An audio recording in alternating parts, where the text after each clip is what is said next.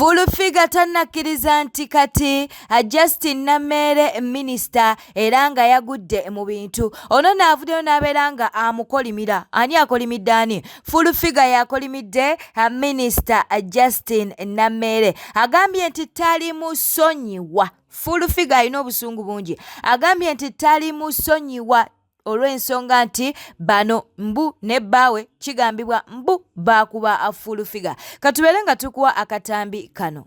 Njagala bategeeza kino. Labayo okuvuga nga nee bimere byambizi yakola ki? Yali ayagala kunzita nange mwagaliza kufa. Mwagaliza amagomba agasamye gati. Era nsaba Allah w'ekisa kingi oyo Katonda tali yanguzi. Njagala amaziga ge galeme kuggwamu amaaso ge galeme kuggwamu maziga. Ne bwalibeera mu kesi nga bamuzinze amaaso ge tegaggwangamu amaziga. Katonda ndayira nkolima oyo mukolimire sinze kasoso mukolimira amaaso go butakalanga maziga.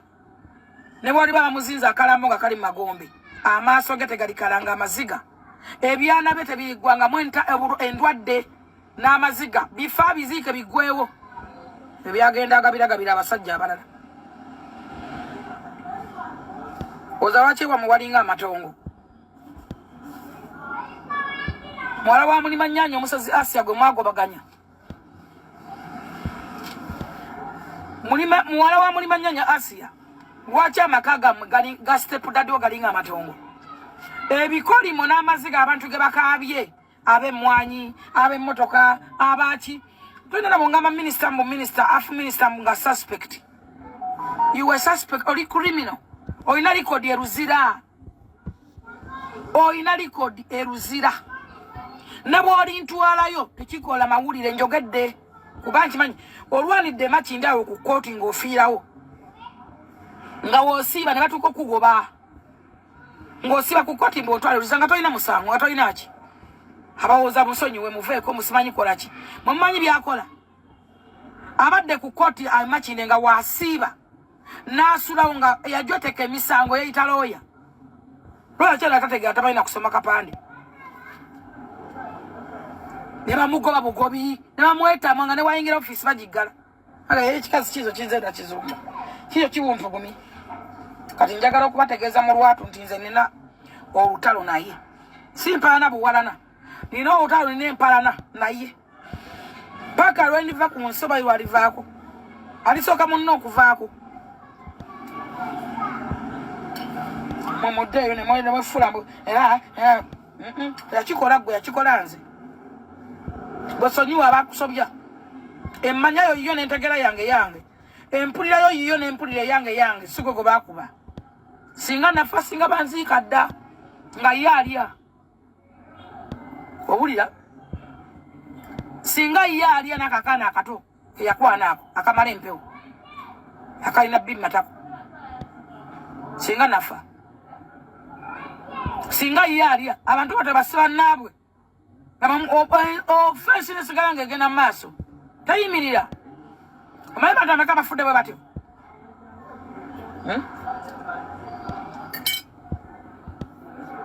omanyi abantu ameka moza radio teyafa toyina yafumeno fuluma ekefoto zabe teyafa bameka abantu bafudde bwe batyo ne baziika abasene basigala nga bayinaayina nze ndi mulamu njogera lubale w'omulamu tasamirirwa mukazi gwe nkukolimira bimere byambizo bungeete obeera nga toyala obeera nga tolina mirembe nga neoba weebase toliba na mirembe ngolaba muzimu gwange ne bw'oli nzita ne bw'oli nsiba ne bw'olikola ki olirabanga omuzimu gwange guli kugaana okwebaka kyo nkikubuulira oligulaba teguliwumula mirembe oligulaba n'abaana bo baligulaba mu birooto mu kwekanga mu mbeera yonna Katonda akimanyi gwe njogera naye omuzimu gwange oligulaba ekyo ne Katonda akimanyi. Nze muwalana ne bwalifa ne balimuteeka pamba mu nnyindo oba akisidenti yeri mukuba oba alifa avunze ewa oba ndi musooka n'emagombe ndibeera muwalana n'emagombe ndikola ki ndi muwalanirayo ndi muwala paka lwali nsanga njagala mbagambe kintu kimu tugenda kufa ffenna ekyo kyo temukyerabira tuyina okufa oba ofudde toba ofudde tuyina okufa bw'ali nsooka ndi celebratinga bwe ndi musooka ndi mulinda ndibeerayo Magombe nga mulinze ajje mu kabuli mugambe nti ondabye neeno nsanzeeyo mugambe sesa mugeyeena kumenku leeta enku wetika enku sesa mugeyeena sesa onagambe mbu wantama wano okola bwotyo olinga ebisesemi ankubulokinge okola bwotyo wantama nga oli wano olebeza emimwe eminene gikulinga akasolo koyo bimere byambiza akagazi kalinga rwera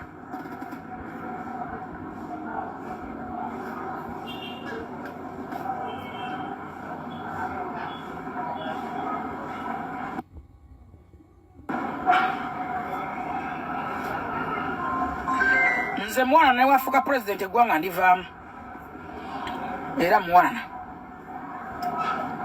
njagala mumanyi ne bwafuuka president wakiri ngenda mu bwakadahama naye nga Uganda ngivuddemu otegere nti muwana si muwana na bitundutundu tebakulimba muwana yenna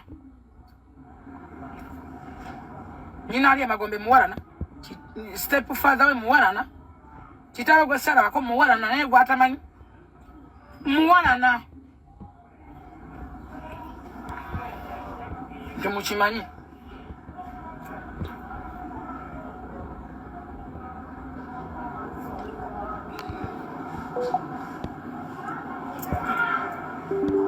twegatteko tubeere ng'ate etuyozaayoza Joel Ssenyonyi ono nno alondeddwa oba azzeemu okuba nti naate alondebwa nga leader of opposition mu palamenti eno ey'12 kale tugatteko tubeere ng'ate munnange tumuyozaayoza so ng'ate muganda w'omugenzi Nakimuli twogera ku Irene munnange ono bavuddeyo ne babeera nga bamulonda yagenda okuba nti naate akiikirira NUP mu kuvuganya okwokulaba ani agenda okudda mu kifo ky'omugenzi Nakimuli. Irene Nampala mumutegeera ddala bulungi yoyo aba NUP basazeewo nti yaba abakwatira bendera. Katubeere ng'ate tweyongerayo subscribinga likinga lekawo baka bwawo mu comment section. Justin Namera agambye nti nno tagenda kusaaga oluvannyuma lw'okuba nti naate yalondeddwa nga minisita agambye nti agenda kukola ate nga n'enguzi munnange alabudde abo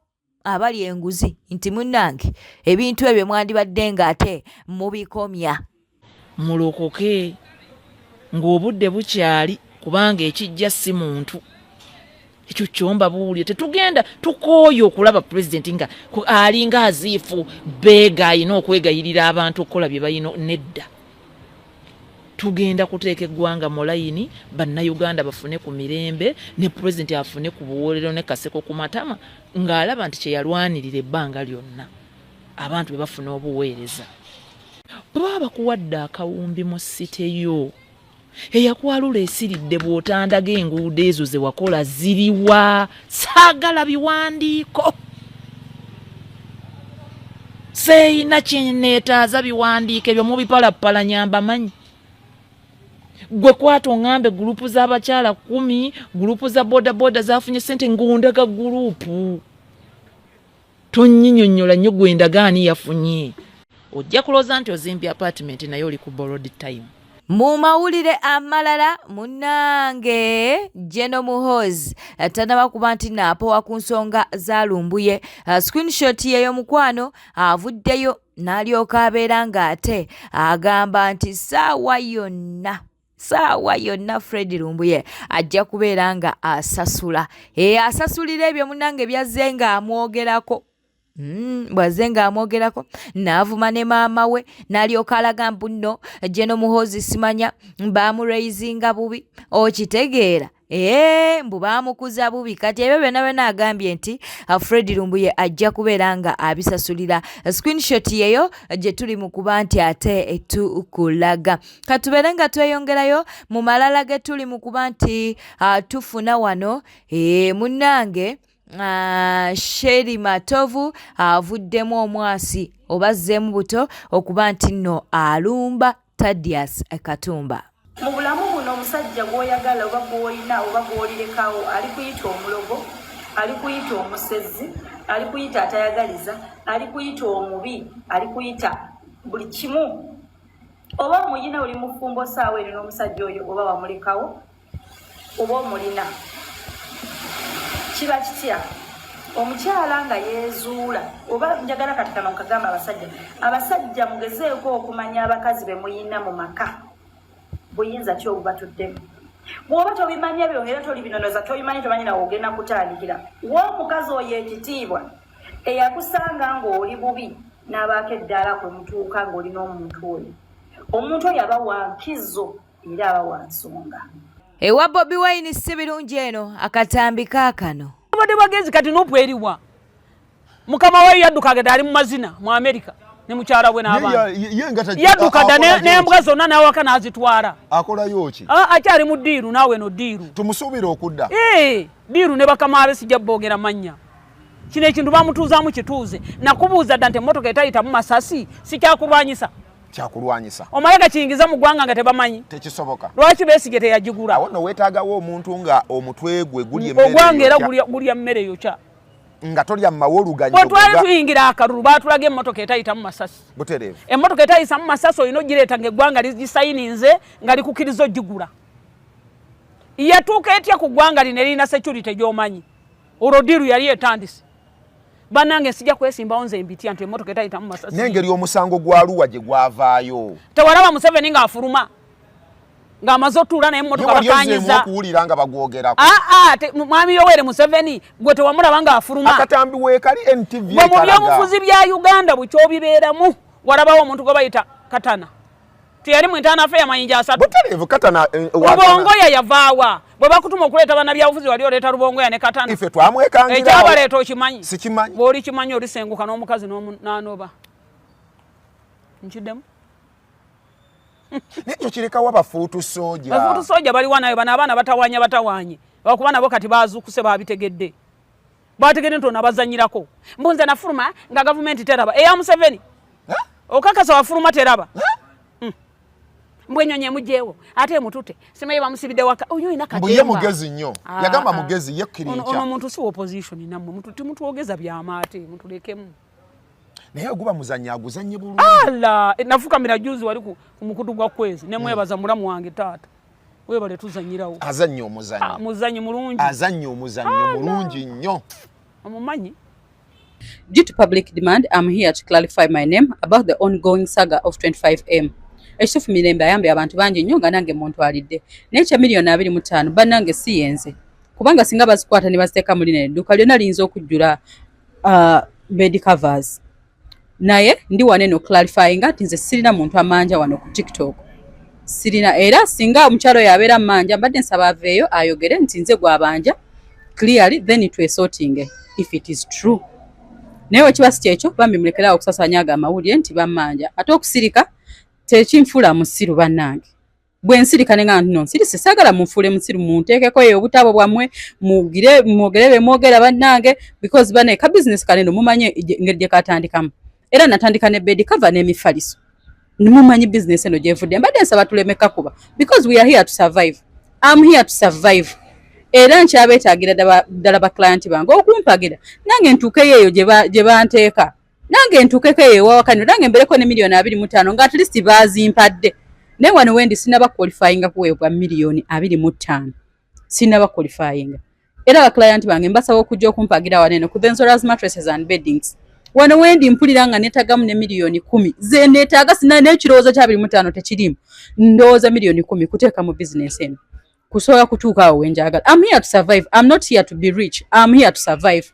Since day one kyekyankwasa kubo ne kintwaza ku kyeyo nga sina muntu n'omu gwe njagala kubba kaabe musajja kaabe mukazi kyekyantwaza ku kyeyo bannange mbadde saagadde munteekeko bibozi byammwe bannange kimala wano ku TikTok kimala era bwe baba bamanja ezo ssente mbadde nsaba azimanja aveeyo ayogere nti Phoebe nkubanja ssente bannange yani gwe bayinza okuwa $2.5 n'asirika bannange it's a lot of money so ba client bange yonna gye muli banaye mujje mumpagire nange mbeereko awo I'm here to survive with my family.